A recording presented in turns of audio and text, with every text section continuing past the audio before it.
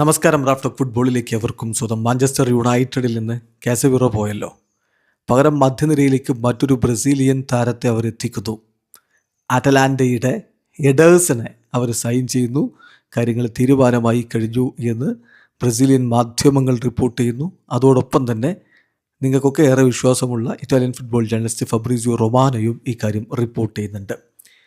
Ederson 26-കാരനായിട്ടുള്ള താരം, അറ്റ്ലാന്റയിൽ മികച്ച പ്രകടനം നടത്തിക്കൊണ്ടിരിക്കുന്ന കളിക്കാരനാണ്.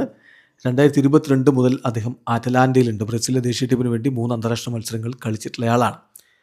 അപ്പോൾ കാസമിറോ പോകുന്ന ഈ ഒരു ഘട്ടത്തിൽ എഡേഴ്സനെ തന്നെ സൈൻ ചെയ്യുന്നു. ഫബ്രീസിയോയുടെ റിപ്പോർട്ട് ഇങ്ങനെയാണ്: എഡേഴ്സൺ 2030 വരെ, അതായത് 2030 വരെ നീണ്ട കാലത്തേക്കുള്ള ഒരു കോൺട്രാക്റ്റ്, 4 വർഷത്തെ കോൺട്രാക്റ്റ് സൈൻ ചെയ്തുകൊണ്ടാണ് മാഞ്ചസ്റ്റർ യുണൈറ്റഡിലേക്ക് എത്തുന്നത്.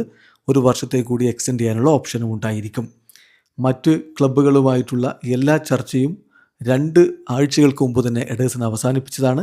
അദ്ദേഹത്തിൻ്റെ മാഞ്ചസ്റ്റർ യുണൈറ്റഡിലേക്ക് മാത്രം പോയാൽ മതി എന്നതായിരുന്നു അദ്ദേഹത്തിൻ്റെ തീരുമാനം. ഏതായാലും എഡേഴ്സൺ ഇതാ മാഞ്ചസ്റ്റർ യുണൈറ്റഡിലേക്ക് എത്തുന്നു. അതോടൊപ്പം തന്നെ നിലവിൽ മാഞ്ചസ്റ്റർ യുണൈറ്റഡ് ഇനിയും മധ്യനിരയിലേക്ക് താരങ്ങളെ കൊണ്ടുവരും എന്നതുകൂടി ഫബ്രീസിയോ റൊമാനോ പറയുന്നുണ്ട്. കാരണം ഓൾറെഡി കാസമിറോ അവിടെ വിട്ടുപോയി, ഉഗാറ്റെ ക്ലബ്ബ് വിടുന്നു. സോ ഒരു താരത്തെ കൂടി അവർ കൊണ്ടുവന്നേക്കും മധ്യനിരയിലേക്ക് എന്നാണ് ഇപ്പോൾ ഫബ്രീസിയോയുടെ ഒരു നിരീക്ഷണം. വീഡിയോ അവസാനിക്കുന്ന ഫുട്ബോൾ ലോകത്തെ കൂടുതൽ വിശേഷങ്ങളുമായി റാഫ്റ്റോക്സിൽ എത്താം.